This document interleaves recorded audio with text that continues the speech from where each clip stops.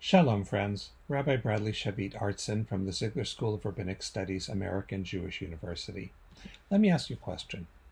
Why is it that religion, which for so many millions of people across the years has been so inspiring and so significant, also for other millions of people has a terrible reputation, a source of jealousy and bloodshed, violence in the name of ideology, countless wars, battles, use of expenditures to be able to build extravagant cathedrals and mosques and places of worship when people are starving on the streets? I'd like to suggest that part of the challenge of religion is religion itself.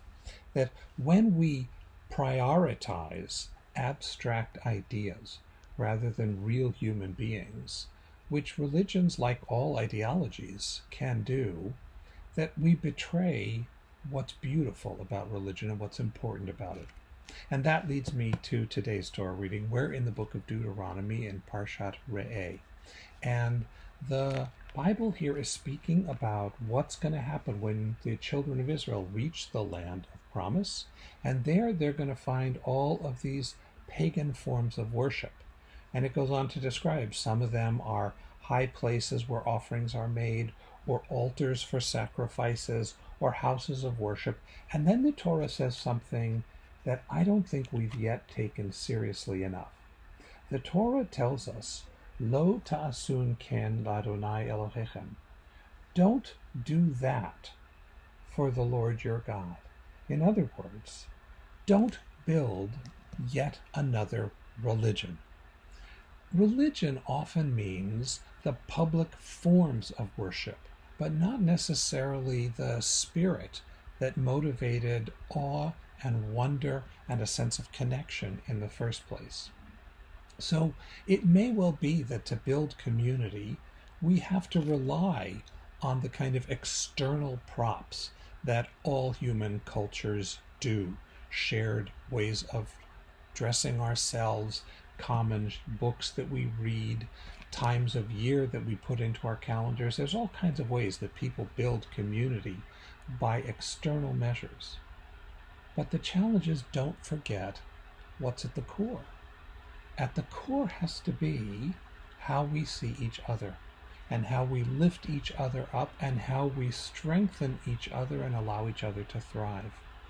We're told at the very beginning of these books that all people are made in God's image. And the book of Deuteronomy will detail countless guidelines to help make sure we don't forget.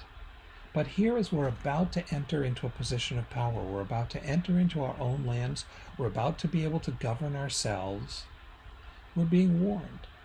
The temptation will be to use the same props that others use.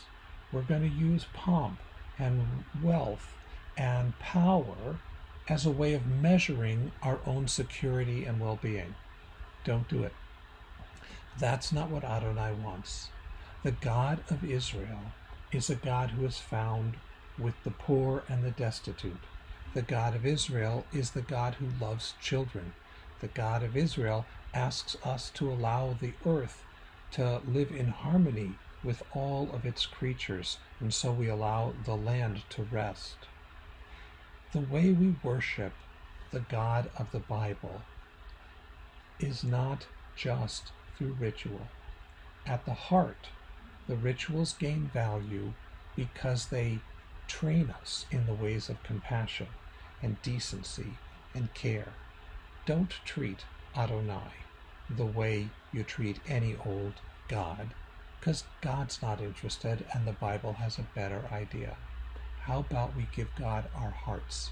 And we demonstrate that God has our hearts by showing that very level of caring and compassion to our brothers and sisters here, around the country, and across the globe. Shalom.